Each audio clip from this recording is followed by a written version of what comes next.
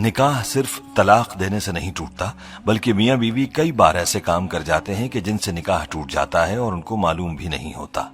آج کی ویڈیو میں ہم آپ کو 7 ایسے کاموں کے بارے میں بتانے والے ہیں کہ جن کی وجہ سے نکاح خود بخود ٹوٹ جاتا ہے۔ ان کاموں کے بارے میں ہر شادی شدہ مرد اور عورت کو معلوم ہونا چاہیے تاکہ وہ ان کاموں سے دور رہ کر اپنے نکاح کو محفوظ رکھ سکیں۔ یہ کام ایسے ہیں کہ جن کی وجہ سے طلاق دیے بغیر ہی نکاح ٹوٹ جاتا ہے، اس لیے ہر شادی شدہ مرد اور عورت کو ان کاموں کے بارے میں معلوم ہونا چاہیے، کیونکہ ان کاموں سے میاں بیوی کا رشتہ ختم ہو جاتا ہے اور وہ ایک دوسرے کے لیے ایسے ہی حرام ہو جاتے ہیں جیسے طلاق دینے سے۔ یہ ویڈیو ہر شادی شدہ مرد عورت کے لیے بہت ہی خاص ہے، لہٰذا اس ویڈیو کو آخر تک ضرور دیکھیے گا۔ ویڈیو میں آگے بڑھنے سے پہلے آپ سے گزارش ہے کہ اگر آپ نے ہمارا چینل سبسکرائب نہیں کیا ہوا تو ابھی ہمارے چینل کو سبسکرائب کریں اور ساتھ موجود بیل آئیکن کو بھی کلک کریں تاکہ ہماری آئندہ ویڈیوز کا نوٹیفیکیشن آپ کو ملتا رہے۔ ویڈیو کو لائک اور شیئر کریں، اور ہماری تمام بہنوں اور بھائیوں سے گزارش ہے کہ درود پاک کی برکت سے ہونے والی دعا میں شامل ہونے کے لیے اپنا نام کامنٹ سیکشن میں ضرور لکھیں اور ہماری درود پاک کی محفل کا حصہ بنیں۔ دوستو، میاں بیوی کو چاہیے کہ ان 7 کاموں سے ہمیشہ دور رہیں، کہیں ایسا نہ ہو کہ ان کا نکاح ٹوٹ جائے اور ان کو پتہ ہی نہ چلے اور وہ ایک دوسرے کے لیے حرام ہو جائے۔ یاد رہے کہ نکاح اللہ کا حکم اور نبی پاک صلی اللہ علیہ وآلہ وسلم کی اہم سنت ہے۔ نکاح کی اہمیت پر بھی ہم بات کریں گے، لیکن پہلے آپ کو ان 7 کاموں کے بارے میں بتاتے ہیں کہ جن سے نکاح بغیر طلاق ہی کے ٹوٹ جاتا ہے، مطلب یہ کہ میاں بیوی کا رشتہ اپنے آپ ہی ختم ہو جاتا ہے۔ نمبر 1، خلا لینے پر۔ دوستو، جس طرح مرد کو اللہ نے یہ حق دیا ہے کہ وہ عورت کو طلاق دے سکتا ہے، تو اسی طرح سے عورت کے پاس بھی یہ حق ہوتا ہے کہ اگر وہ کسی وجہ سے اپنے شوہر کے ساتھ نہ رہنا چاہے تو وہ خلا لے سکتی ہے۔ اس مقصد کے لیے وہ وقت کے قاضی یا عدالت کے ہاں اپنا کیس پیش کرے گی اور قاضی اس بات کا فیصلہ کرے گا کہ خلا حق بجانب ہے اور اس پر عمل درآمد ہو گیا ہے، تو اس کے بعد میاں بیوی ایک دوسرے پر حرام ہو جائیں گے۔ نمبر 2، ایلا۔ دوستو، اب آپ کے ذہن میں سوال ہوگا کہ یہ کیا ہے؟ تو ایلا اس کو کہتے ہیں کہ شوہر اپنی بیوی کے ساتھ ہم بستری نہ کرنے کی قسم کھا لے، تو ایسی صورت میں بیوی اپنے شوہر سے علیحدگی اختیار کر سکتی ہے اور وہ طلاق کے بغیر ہی ایلا کر سکتی ہے۔ نمبر 3، کسی ایک کی موت ہو جانے پر۔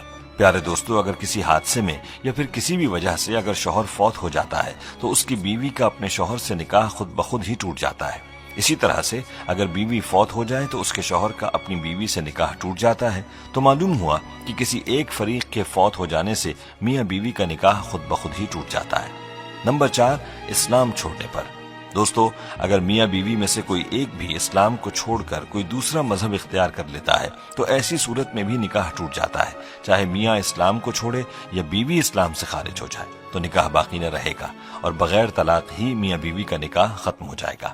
اگر اسلام چھوڑ دینے کے بعد بھی میاں بیوی ایک ساتھ رہتے ہیں تو ان کا آپس کا یہ تعلق جائز نہیں رہتا، بلکہ یہ تعلق حرام ہو جاتا ہے۔ نمبر 5، کسی ایک کے لاپتہ ہونے پر۔ دوستو، اگر میاں یا بیوی میں سے کوئی ایک لاپتہ ہو جاتا ہے یا گھر چھوڑ چلا جاتا ہے اور اس کی کوئی خبر نہیں، تلاش کرنے کے بعد بھی اس کا پتہ نہیں چلتا اور کافی عرصہ گزر جاتا ہے، تو ایسی صورت میں بھی نکاح ٹوٹ جاتا ہے۔ اب سوال یہ ہے کہ یہ کتنا عرصہ ہے؟ تو ایک روایت میں 3 سال کا ذکر ملتا ہے، یعنی میاں یا بیوی کے لاپتہ ہونے کے بعد 3 سال کا عرصہ گزر گیا اور کچھ پتہ نہ چلا تو نکاح خود بخود ہی ٹوٹ جائے گا۔ ایسی صورت میں میاں بیوی چاہیں تو کسی دوسرے کے ساتھ نکاح کر سکتے ہیں۔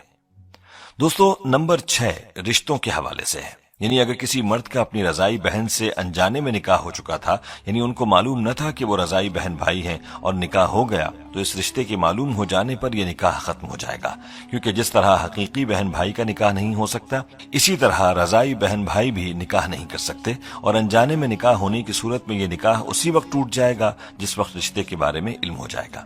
دوستو، نمبر 7 بھی رشتوں کے حوالے سے ہے۔ یہ بات انتہائی غور طلب ہے جو والدین اور اولاد کے رشتوں کے حوالے سے ہے۔ دوستو، اگر بیٹا یا بیٹی 9 سال کی عمر کو پہنچ جائیں تو ماں باپ کو چاہیے کہ وہ ان کو اپنے پاس نہ سلائیں، یعنی باپ بیٹی کو اپنے پاس نہ سلائے جب وہ 9 سال کی ہو جائے، اور ماں اپنے بیٹے کو اپنے پاس نہ سلائے جب وہ 9 سال کا ہو جائے، بلکہ ان کے ساتھ پیار کرنے میں بھی احتیاط کریں اور ان کے جسم کو اپنے جسم سے دور رکھیں، کیونکہ اگر باپ اور بیٹی کے قریب ہونے سے باپ کی شہوت یا بیٹی کی شہوت جاگ گئی تو میاں بیوی کا رشتہ ٹوٹ جائے گا۔ اور یہی صورت ماں اور بیٹے کی ہے کہ اگر ماں اور بیٹا ایک دوسرے کے قریب ہوئے اور ان کی شہوت جاگ گئی تو بھی نکاح ٹوٹ جائے گا۔ اس لیے چاہیے کہ اس حوالے سے بہت احتیاط کی جائے۔ باپ کو چاہیے کہ وہ بیٹی کو پیار کرنا چاہے تو اس کے سر پر ہاتھ پھیرے اور بوسہ بھی سر پر دے، جسم کو دور رکھے، اور اسی طرح ماں بیٹے کو پیار کرتے وقت بھی احتیاط کرے، اپنے بدن کو دور رکھ کر بیٹے کو پیار کرے۔ دوستو، یہ وہ 7 کام تھے کہ جن کی وجہ سے بغیر طلاق ہی نکاح ٹوٹ جاتا ہے۔ اس لیے میاں بیوی کو چاہیے کہ ان کاموں سے دور رہیں، ورنہ ان کا نکاح ٹوٹ جائے گا اور وہ ایک دوسرے کے لیے حرام ہو جائیں گے۔ پیارے دوستو، یہاں ہمیں اپنے بارے میں خود ہی سوچ لینا چاہیے کہ کیا ہم ان کاموں میں سے کسی کے مرتکب تو نہیں ہوئے، اور اس حوالے سے مزید تفصیلات کے لیے ہمیں چاہیے کہ مفتی حضرات سے پوچھ لیں۔ دوستو، نکاح کی اسلام میں بڑی اہمیت ہے۔ یاد رہے کہ ہمارے پیارے آقا حضور اقدس صلی اللہ علیہ وآلہ وسلم نے نکاح کو اپنی سنت قرار دیا ہے۔ ارشاد نبوی ہے، النکاح من سنتی، نکاح کرنا میری سنت ہے۔ حضور اقدس صلی اللہ علیہ وآلہ وسلم نے نکاح کو آدھا ایمان بھی قرار دیا ہے۔ جو کوئی نکاح کرتا ہے تو وہ آدھا ایمان مکمل کر لیتا ہے اور باقی آدھے دین میں اللہ سے ڈرتا رہے۔ مذکورہ احادیث سے نکاح کی اہمیت کے بارے میں واضح ہوتا ہے کہ نکاح انسانی فطرت کا تقاضا بھی ہے، اور ساتھ میں ہمارے آقا صلی اللہ علیہ وآلہ وسلم کی مبارک سنت بھی ہے۔ نکاح کے لیے 2 فریقین یعنی لڑکا اور لڑکی کا ہونا لازم ہے۔ پیارے دوستو، اسلام نے نکاح سے جو فکر اعتدال اور نظریہ توازن پیش کیا ہے وہ نہایت جامع اور بے نظیر ہے۔ اسلام کی نظر میں نکاح محض انسانی خواہشات کی تکمیل اور فطری جذبات کی تسکین کا نام نہیں ہے۔ انسان کی جس طرح بہت ساری فطری ضروریات ہیں، بس اسی طرح نکاح بھی انسان کی ایک اہم فطری ضرورت ہے۔ اس لیے اسلام میں